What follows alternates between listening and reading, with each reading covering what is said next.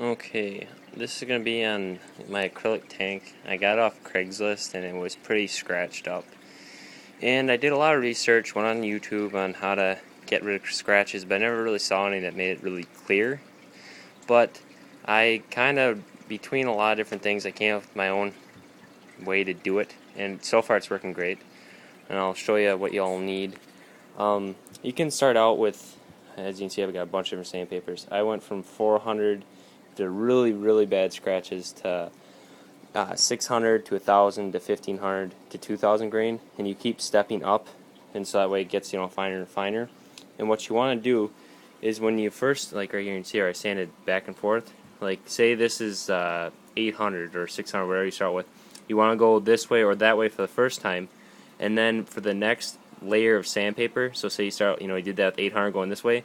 When you step up to 1,000, you want to go this way, opposite, and so that way, and you want to do that until you can't see any of these lines going this way. That means you worked them all out. And each time when you wipe it off and clear it, use a different rag or paper towel so you don't get any of the grains from the previous, bigger grain, sandpaper, so it doesn't scratch what you already did. And you keep doing that and doing that until you get up to 2,000. That's what I did. You can get 2,000 at like Menards, or I went to O'Reilly's or Advanced Auto. They'll have it because their cars require finer sandpaper, so it's like $3 for a couple things of them, so it's cheap. And then what you do is after you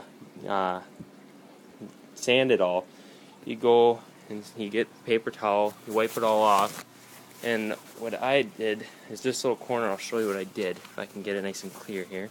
Like this area right here where it's nice and clear right now used to look like that right here, and this is without any sanding or nothing. That's just the way the tank looks.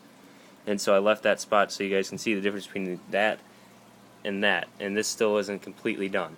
But what you do is you sand it, wipe it all down, and then what I did is I went and got some of this, I don't know how to pronounce that, but it's plastics, clear plastic cleaner and polish. Sorry if you can't see it, I'm recording this on my phone, so I can't really show you exactly how to do it. I'll try to later on in a different video. And then what I did is I bought one of these. It's a headlight restorative kit. And what you do is all I use is this little piece right here. What I do is I hook it up to the drill there, and I put some of my plastics, dump it on after you sanded and wiped it all off, and then you get on with your drill, and then you just buff it in. And it does a good job, and then you just wipe it off. You do it on the inside and outside, and it makes it look really nice and clear. Like that stuff is down here on the side. That's not actually on here. This is crystal clear, which is really amazing because if you get it at the right angle here, you see how you can't see any of my sand marks or anything because you buff it. Buffing is what takes out all the scratches and what's going to make it look really nice. So that's why you want a power tool, because elbow grease is good for sanding, not so much for buffing. It's too much work. So that's why I bought one of those. I think that was like $17, and that was like $8, and plus the sandpaper. Figure $30, and you got yourself a tank you can restore. And then I'm gonna do inside and outside, but I'm worried about the chemicals from that and everything else for my fish. So what I'm gonna do is I'm gonna wipe it all out with alcohol, make sure it's all clean. And the reason alcohol is because it'll evaporate.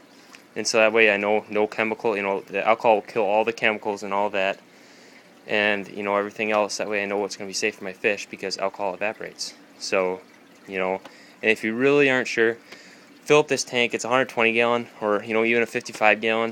120 gallon, I'm going to fill it up and add a cup of bleach, and swish it around, leave it in there for a few hours, empty it out, put fresh water, empty it out, and kind of wipe it out when it's just fresh water, and do that 3 times.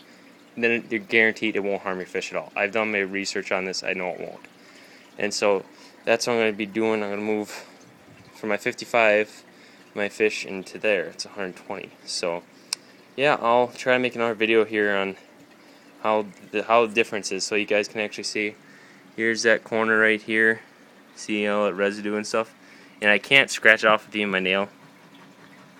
See, it's still there.